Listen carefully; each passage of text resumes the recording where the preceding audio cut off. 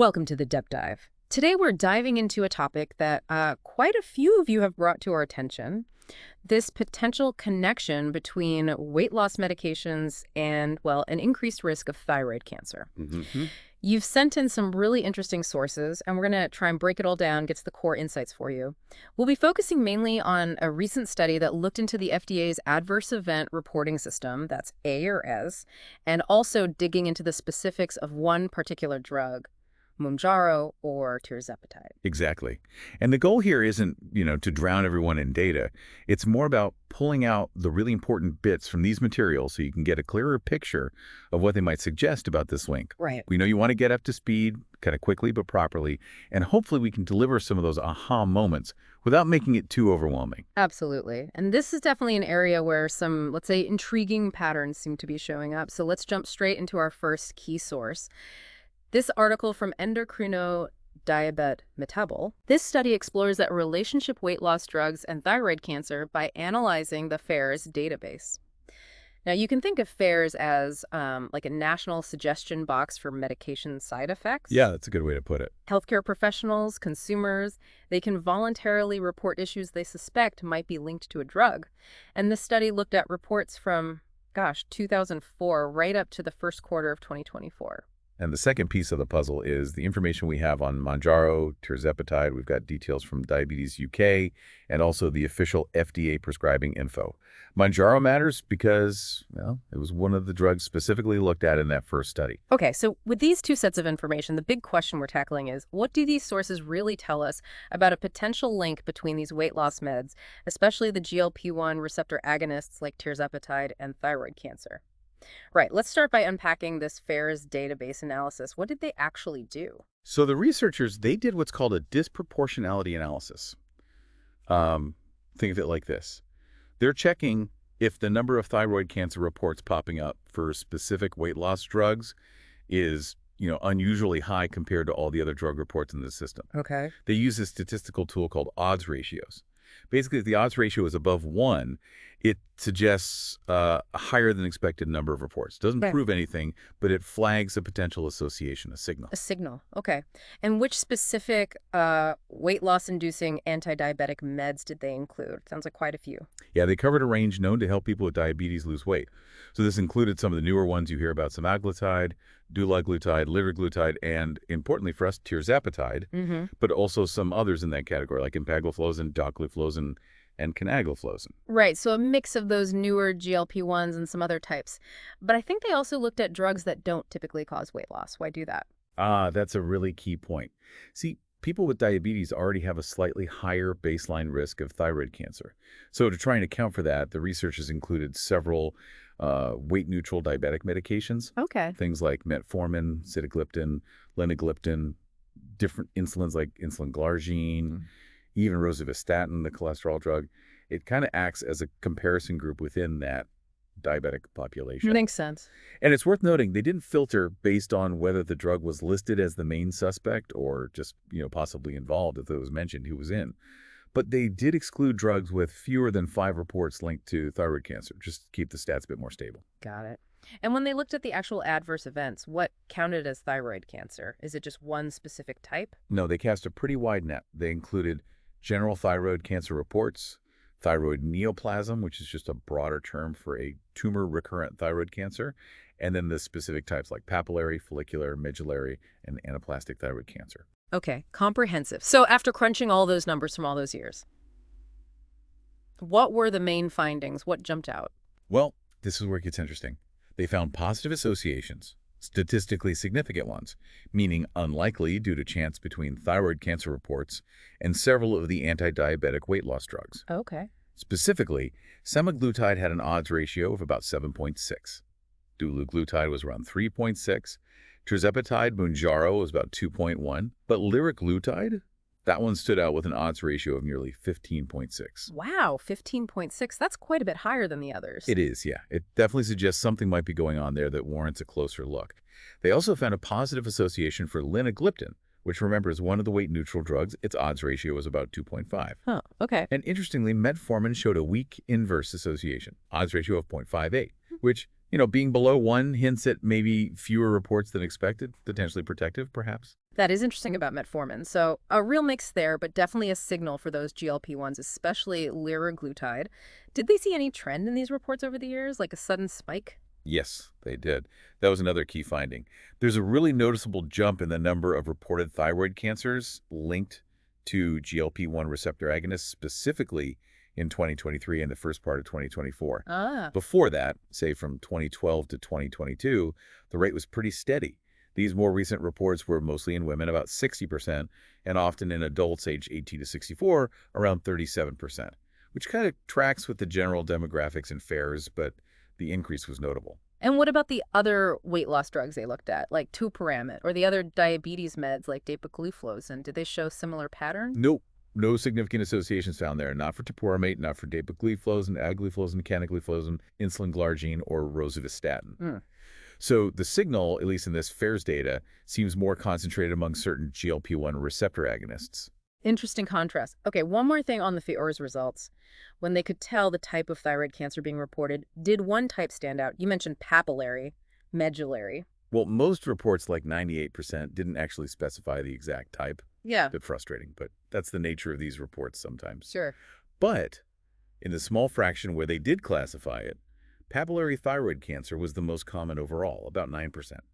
However, when they drilled down into individual drugs, for semaglutide and dulaglutide, the rates of reported papillary and medullary thyroid cancers were actually pretty comparable. Okay, so maybe not just one type across the board for those two, right? That gives us a good handle on the FIOR's analysis. But this study didn't exist in a vacuum, right? They compared these findings to other research. I did, yeah. You always want to see if findings line up or contradict other work. They mentioned a study by Bazin and colleagues, for instance. That one found an increased risk specifically for medullary thyroid cancer with GLP-1 agonists, especially after 1 to 3 years of use. Medullary, okay. And it also found a slightly increased risk for all types of thyroid cancer combined in that study. And what about meta-analyses? Those studies that pool results from lots of different trials. Yep, they mentioned one by Silvery and colleagues. That meta-analysis combined data and found a statistically significant increased risk of thyroid cancer overall with GLP-1 agonists. The odds ratio was 1.52. So about a 50% increased odds? Roughly, yeah. But when they tried to break it down by specific cancer type, papillary or medullary, the increase wasn't statistically significant anymore in that particular analysis. They also calculated something called the number needed to harm over 5 years, which came out to about 1349. Meaning you might see one extra case of thyroid cancer for every 1,349 people treated for 5 years. Okay, so it puts the risk into some perspective. Still significant, but maybe not huge at the population level. Exactly, it's context. And there was also a French study mentioned that found a similar increased risk for all thyroid cancers with GLP-1s used for 1-3 years, hazard ratio of 1.78. So it sounds like there's, well, some consistency across different studies using different methods, pointing towards some kind of increased risk signal. There does seem to be a pattern emerging, yes. Mhm. And importantly, these findings sort of align with the warnings that are already included with these drugs. Ah, right, the package inserts. Exactly. They already state that GLP-1s shouldn't be used if you have a personal or family history of MEN2. That's multiple endocrine neoplasia syndrome type 2, a rare condition that ups cancer risk. Mm-hmm. And they advise doctors to counsel patients about the potential risk of medullary thyroid cancer, MTC, and the symptoms to watch for. So the research seems to be reinforcing those existing precautions. Okay, so we have these signals, these correlations, but the original study authors were careful about not jumping to conclusions, right? Right. What were the main caveats or limitations they pointed out? Absolutely crucial point. They really stress that you cannot say definitively from this data that these drugs cause thyroid cancer. There are big methodological hurdles. Well, things like lag time bias. Cancer can take years to develop, so there might be a delay between starting a drug and a diagnosis that these studies don't capture perfectly. Plus, many clinical trials for these drugs, especially the newer ones, haven't run for decades, so long-term cancer risk might not be fully apparent yet. Okay, that makes sense. And what about other factors related to the patients themselves? Huge one. Yeah. Confounding factors. Remember, who often takes these medications? People dealing with obesity or type 2 diabetes. Right. And both obesity and type 2 diabetes are independently linked to a higher risk of thyroid cancer, even without these drugs. Obesity can increase risk by like 55%. Diabetes, maybe 25%. Wow. So if you have a group of people taking the drug who also have these conditions, it's really, really difficult to tease apart whether an increased cancer rate is due to the drug itself or the underlying conditions or some combination. Right, it muddies the water significantly. And the FAIR database itself, you mentioned it's like a suggestion box. What are its inherent weaknesses? Yeah, it's not designed for proving cause and effect. It relies on spontaneous reporting. Mm-hmm. Someone thinks there might be a link, so they report it. So not systematic? Not at all. There's no control group. You don't know how many people took the drug and didn't get thyroid cancer. There's also potential for reporting biases. If doctors are already aware of a possible link, they might be more likely to report it, skewing the numbers. Ah, okay. Plus, you often don't have detailed clinical info on the patient's other illnesses, other medications they were taking that could interact or contribute. It's messy data, good for flagging signals, but not for proof. That's a really important set of warnings. Okay, so the picture is definitely complex for thyroid cancer. Did the study touch on links between GLP-1s and other types of cancer? And what about that metformin finding? Yeah, they look broader too. For pancreatic cancer, a big review found no definite causal link. Some studies even hinted GLP-1s might reduce the risk, though that's very preliminary. There was also a meta-analysis suggesting maybe a 28% reduction in prostate cancer risk with these drugs, and some lab research suggests liraglutide might have protective effects in colorectal cancer cells. So kind of the opposite signal for some other cancers. Seems that way, yeah. For esophageal or stomach cancer, current thinking is they probably don't increase the risk, but more research is needed. It's a mixed bag, isn't it? Potential concern for thyroid, but maybe neutral or even protective elsewhere. Shows how complex drug effects can be. Definitely not a simple story. Okay, let's circle back to metformin then. The FAER's data hinted at a protective effect. Yes, that inverse association, the odds ratio below 1, Mm-hmm. and that actually lines up pretty well with other research. A big meta-analysis showed metformin use was linked to a significant reduction in thyroid cancer risk, especially in East Asian population. Hey. Yeah, and long-term use seemed even better, maybe a 31% risk reduction. The thinking is metformin might interfere with certain pathways, like insulin signaling pathways that cancer cells need to grow. So that finding seems quite robust, actually. That's fascinating and potentially good news for many people on metformin. Now, what about linagliptin? That was the other weight-neutral drug that showed a positive association in FAERS, which seemed a bit odd. Yeah, linagliptin is, well, the evidence there is much less clear, kind of inconclusive. Some other safety signal analyses have tentatively linked it to things like liver cancer, but it's not consistent.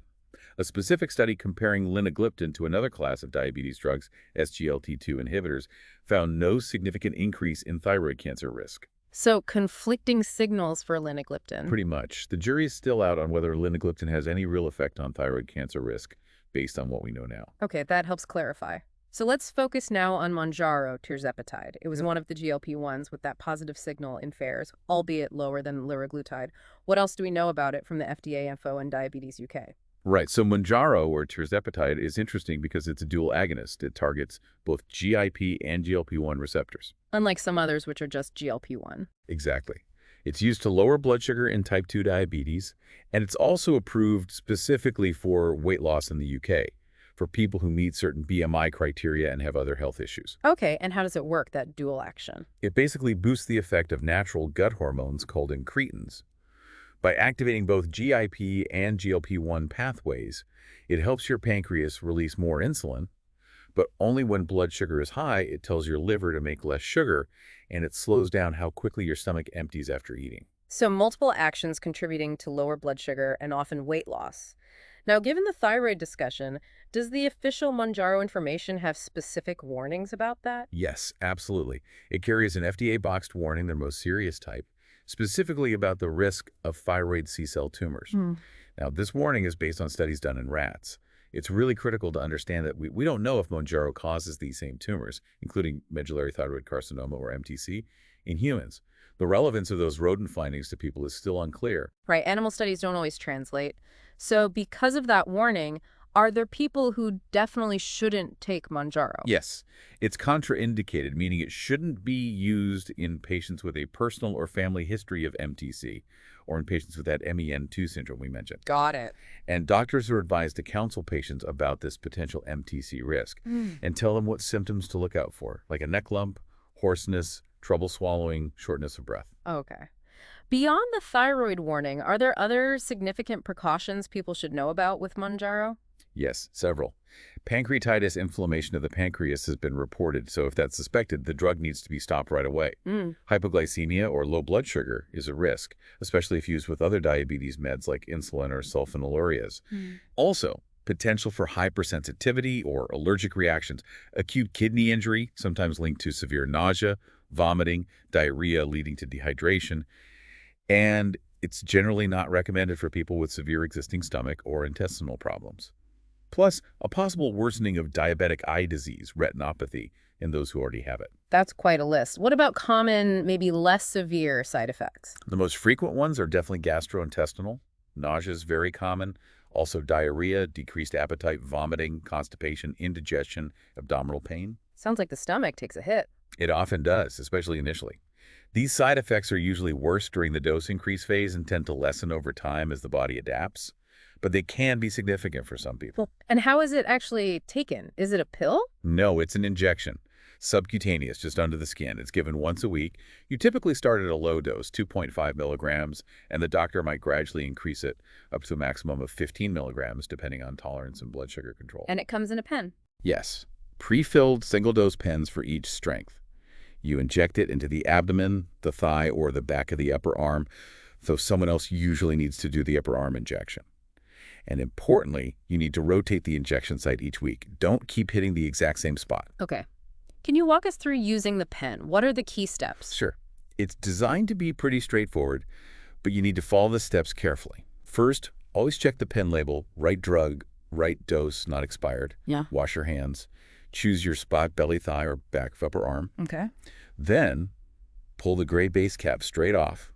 Don't twist it, and don't put it back on. The needle is inside. Keep fingers away from the needle. Place the clear base flat and firmly against your skin. Right. Unlock the pen by turning the lock ring so the lock symbol aligns with the unlock symbol. Then place your thumb on the purple injection button.